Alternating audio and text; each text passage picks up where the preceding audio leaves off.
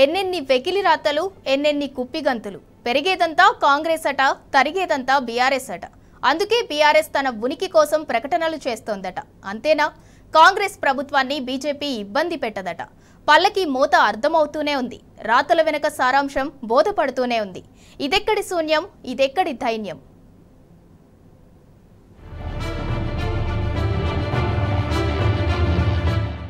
2014లో Congress party senior నేత, ఆనాటి తెలంగాణ వ్యవహారాల ఇన్ఛార్జ్ దిగ్విజయ్ సింగ్ ఒక మాట అన్నారు. రెలెవెన్స్ తెలంగాణయే అని.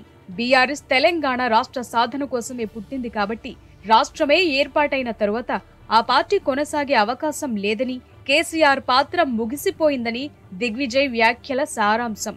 అందువల్ల కాంగ్రెస్ లో బీఆర్ఎస్ ను విలీనం చేసుకోవటం లేదా పొత్తు పెట్టుకోవటం అవసరమే లేదని, తెలంగాణ వచ్చింది కాబట్టి బీఆర్ఎస్ కు భవిష్యత్తే లేదని ఆయన ఆలోచన. కానీ రాజకీయాలు చాలా డైనమిక్ గా ఉంటాయి.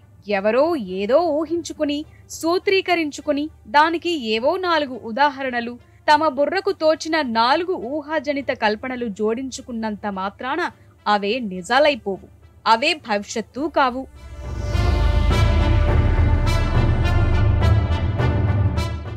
దిగ్విజయ్ సింగ్ చెప్పినట్టు తెలంగాణ రాష్ట్ర ఆవిర్భావంతో, అందుకోసమే పుట్టినప్పటికీ బీఆర్ఎస్ రెలెవెన్స్ లేకుండా పోలేదు. కేసీఆర్ ఉనికి మాయమైపోనూ లేదు.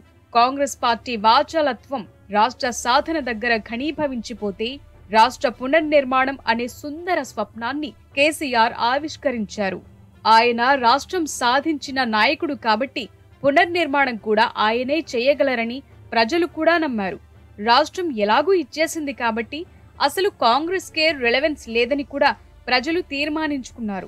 మొత్తంగా దిగ్విజయ్ చెప్పిన రెలెవెన్స్ అనే కథ పూర్తిగా మారిపోయి బూమరాంగ్ అయ్యింది. చాలా మంది విద్యావంతులకు రాజకీయాల పదును, రాజకీయ నాయకుల శక్తి అర్థం కాదు. బహుశా విద్యావంతులమనే అహం తెచ్చిన బలహీనత అది.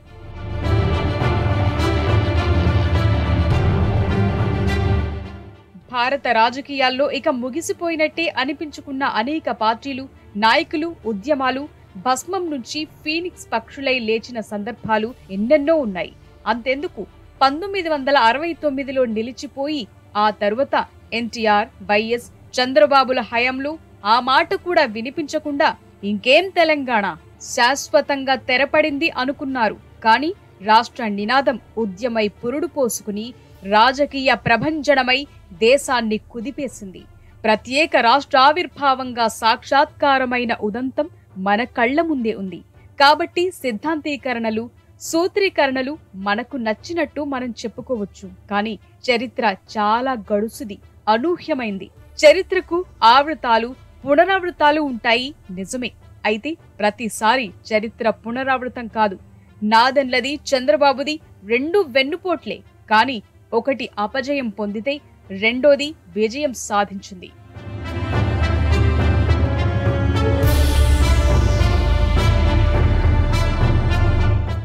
ఇక ఈ మధ్య చాలా మంది జర్నలిస్టులు బీఆర్ఎస్ కు సుద్దులు చెప్తున్నారు.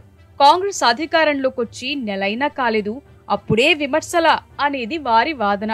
వాస్తవానికి వారు బీఆర్ఎస్ నాయకులకు సుద్దులు చెప్పటం లేదు, వారి బాగు కోసం కూడా చెప్పటం లేదు. చూసారా, బీఆర్ఎస్ నాయకులు కాంగ్రెస్ ఇలా అధికారంలోకి రాగానే అలా దాడులు చేస్తున్నారు అనే సందేశం ప్రజల్లోకి పంపించేందుకు తిప్పలు పడుతున్నారు. తమ మీడియా ప్రచారాలతో ప్రజల మెదళ్లను తమ రిమోట్లోకి తీసుకుని అలాంటి భావన జొప్పించటానికి చూస్తున్నారు. అలాంటి పాత్రికేయులకు ఒక్కటే ప్రశ్న.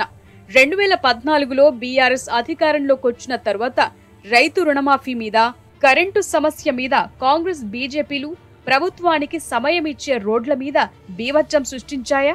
రైతు రుణమాఫీపై ఒక మంత్రి అసంపూర్ణ సమాచారంతో చేసిన ఒక వ్యాఖ్య మీద రహదారులు దిగ్బంధించి పోలీసుల తలలు పగలగొట్టిన ఉదంతం నిజం కాదా? ఆ వార్తలను తాటికాయంత అక్షరాలతో పతాక శీర్షికలుగా అచ్చొత్తి శునకానందాలు పొందిన వైనం వాస్తవం కాదా?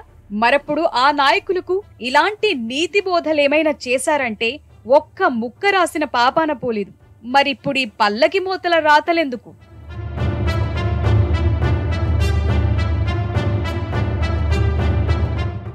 బీఆర్ఎస్ కు భవిష్యత్తు శూన్యమైపోయిందట. 5 ఏండ్ల తరువాత ప్రజలు అధికారం ఇస్తారా అనే భయం, అనుమానం వెంటాడుతోందట. ఏం రాతలివి? భవిష్యత్తే శూన్యంగా కనిపించేంత దైన్యం బీఆర్ఎస్ కు లేదు. ఆ పార్టీ భవిష్యత్తును ఆగం చేసేంత ధైర్యం కాంగ్రెస్ కు లేదు. మొత్తం అసెంబ్లీలో 30% సీట్లు అనేది తక్కువ సంఖ్య కాదు. ఓవరాల్ గా రాష్ట్ర వ్యాప్తంగా రెండు పార్టీల మధ్య తేడా ఏదో అగాధాన్ని పూరించనంత పెద్దది కాదు. ఈడ్చి కొడితే 1.5 నుంచి 2% అంతే. ఇక ఇతర పార్టీల వల్ల సమస్య అంటే అవి తెలంగాణ పుట్టినప్పటి నుంచి ఉన్నాయి. పైగా అనేక ఎన్నికల్లో ఆ రెండు విపక్షాలు కుమ్మక్కై పోటీ కూడా చేశాయి. గత పార్లమెంట్ ఎన్నికల్లో అది బయటపడింది కూడా. ఆ రాతలు చూడండి. కాంగ్రెస్ అధికారంలో ఉంది కాబట్టి పార్లమెంటులో ఉండటం దానికి అవసరమట. బీజేపీ ఎలాగూ అధికారంలో ఉంది కాబట్టి ఆ పార్టీకి కూడా అవసరమట. ఎటొచ్చి ప్రతిపక్షమైన బీఆర్ఎస్ గెలిచి ఏం చేయగలుగుతుందనేది ప్రజల మెదళ్లోకి జొప్పించదలుచుకున్న సందేశం. అదే నిజమైతే 2019 పార్లమెంట్ ఎన్నికల్లో కాంగ్రెస్ రెలెవెన్స్ ఏమిటి? కేంద్రంలో అధికారం లేదు, రాష్ట్రంలో లేదు, మరెందుకు పోటీ చేసినట్టు? అప్పుడు ఈ రెలెవెన్స్ రాతలు రాయలేదేం? అది పక్కన పెట్టినా వాగ్దానాలు నెరవేర్చకుండా తప్పుదారిన వెళుతోన్న అధికార పార్టీ చెంపలు వాయించి దారిలో పెట్టడానికి పార్లమెంట్ ఎన్నికలు మాత్రం వేదిక కారాదా? బీఆర్ఎస్ అధికారంలో ఉన్నప్పుడు వచ్చిన దుబ్బాక తదితర ఉప ఎన్నికల్లో ఏ ప్రాసంగికత ఉందని అధికార పార్టీని ఓడించాలని రాతలు రాశారు. ఓటమిలో పాఠాలుంటాయి, గెలుపులో గుణపాఠాలుంటాయని హరికథలు చెప్పారెందుకు?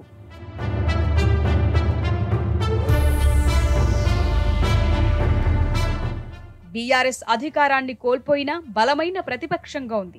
జరిగిన ఒకే ఒక అసెంబ్లీ సమావేశంలో బీఆర్ఎస్ విశ్వరూపం ప్రదర్శించింది. దానికి తోడు పెద్దగా వ్యవధి లేకుండా కొద్ది రోజుల్లోనే పార్లమెంట్ ఎన్నికలు ముంచుకొస్తున్న నేపథ్యంలో ఒక రాజకీయ పార్టీగా బీఆర్ఎస్ తన పార్టీని ఎన్నికలకు సన్నద్ధం చేసుకునే కసరత్తులో ఉంది. మరోవైపు కాంగ్రెస్ పార్టీ ఎన్నికల్లో చేసిన వాగ్దానాలు నిలబెట్టుకునే స్థితిలో లేదు. దేవుడా, పార్లమెంట్ ఎన్నికల కోడ్ను త్వరగా ప్రకటించేలా చూడు అని ప్రభుత్వంలోని పెద్దలంతా వేడుకుంటున్న పరిస్థితి. వాగ్దానాల అమలు జరగలేదు కాబట్టి ఆ ఎన్నికల్లో ప్రజల ఆగ్రహం చవిచూడవచ్చనే భయం వారిని వెంటాడుతోంది. అందుకే ఆలుగా ఓటర్ల దృష్టిలో బీఆర్ఎస్ కు ఓటేస్తే లాభం లేదనే ప్రచారాలు చేయటానికి కుట్రలు చేస్తున్నారు. బీజేపీ ఎలాగూ పెద్ద పోటీ కాదు కాబట్టి బీఆర్ఎస్ ను పక్కకు తప్పిస్తే గండం గడుస్తుందనేది కాంగ్రెస్ వ్యూహం. బీఆర్ఎస్ ను బలహీనపరచటం, బీఆర్ఎస్ ఓటర్లను దారి మరల్చటం, తద్వారా కాంగ్రెస్ పార్టీకి రూట్ క్లియర్ చేయటం అనే స్క్రిప్ట్ ఆల్రెడీ ప్రారంభమైంది. ఆ విష ప్రచారాల ఎజెండా ఏమిటో గమనించలేనంత అమాయకులేం కాదు తెలంగాణ ప్రజలు.